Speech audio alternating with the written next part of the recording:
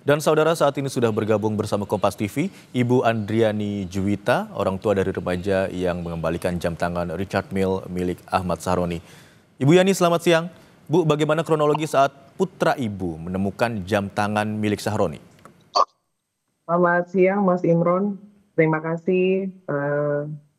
Saya diajak live untuk meluruskan berita Baik, ini. silakan Ibu. Kronologi awalnya seperti yang sudah aku sharing sebelumnya juga. Pada saat itu sebetulnya anakku sedang main bola. Dan memang kami sebagai orang tua sudah mengingatkan bahwasanya nanti akan ada aksi massa, ada demo seperti itu. Jadi mudah-mudahan mohon anak gitu, bukan mohon anakku jangan kemana-mana, kalau bisa setelah bermain pulang seperti itu. Karena pada saat kejadian itu terlalu banyak aksi massa yang berdatangan ke tempatnya Pak Sahroni, ternyata dia ikut-ikutan. Walaupun sebelumnya kami pun warga sekitar juga sempat melihat gitu, maksudnya bahasa sekarang tuh kepo Mas, maksudnya mau tahu sih ada Baik, apa sih kejadian seperti itu. Saya pun ke sana, saya ketemu anak saya dan saya suruh pulang. Ternyata memang anakku sama teman-temannya nggak pulang ke rumah, tapi mungkin main di sekitaran situ, seperti itu. Nah, pada saat kejadian, kebetulan saya juga memang karena udah terlalu rame, jadi saya juga pulang gitu. Karena udah menjelang sore, saya pulang duluan, tapi ternyata anak saya yang nomor 2 ini kok belum pulang. Udah hampir setengah 6 karena menjelang sholat, bapaknya pasti marah kalau udah sore menjelang sholat maghrib gitu kok belum pulang, dan memang kan harus sholat di masjid seperti itu. Bu Nah Yani, kita tunggu-tunggu. Iya, kebetulan aku tunggu, terus ada tetangga yang info, Tan, kayaknya anaknya tante menemukan jam gitu. Tadinya juga belum tahu Mas Imron itu jam mahal dengan merek dan baik. harga harga segitu. Seperti itu.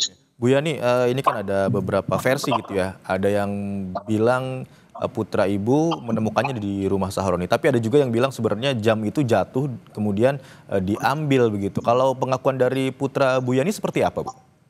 Iya, jadi setelah mau maghrib itu, setelah saya tanya, Kak, kakak menemukan apa? Coba tolong cerita gitu kan, coba tolong cerita. Tapi selepas itu sebelumnya aku suruh dia karena mandi, karena mau maghrib kan, aku suruh dia sholat maghrib dulu apa. Setelah itu baru aku suruh dia cerita bagaimana kronologi kejadiannya.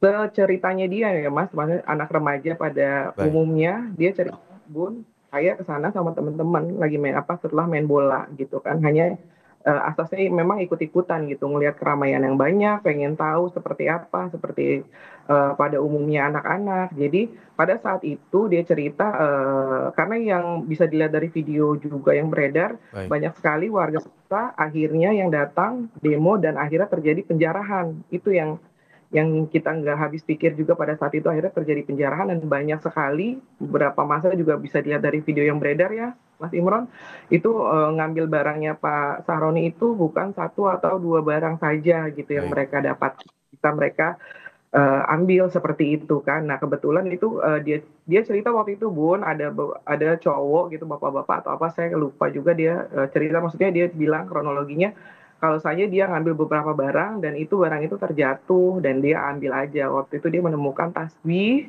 dan jam tangan itu. Dan dia juga nggak akan tahu kalau ternyata beritanya dia itu akan viral Baik. kemana-mana, dan sampai seheboh ini seperti itu.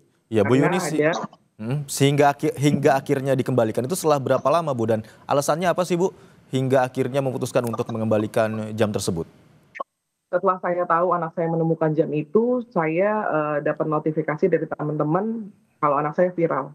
Mhm. Nah, sebelum sebelum orang-orang mungkin berprasangka karena viral nih dan akan dikembalikan, tidak, sebelumnya Mas. Memang Baik. sebelum viral itu saya konfirmasi RT, saya minta koordinasi juga sama RW, saya mau mengembalikan. Akhirnya viral dan saya tahu ternyata harga jam itu fantastis sekali gitu. Dan itu kita juga sempat kaget, sempat shock gitu kan.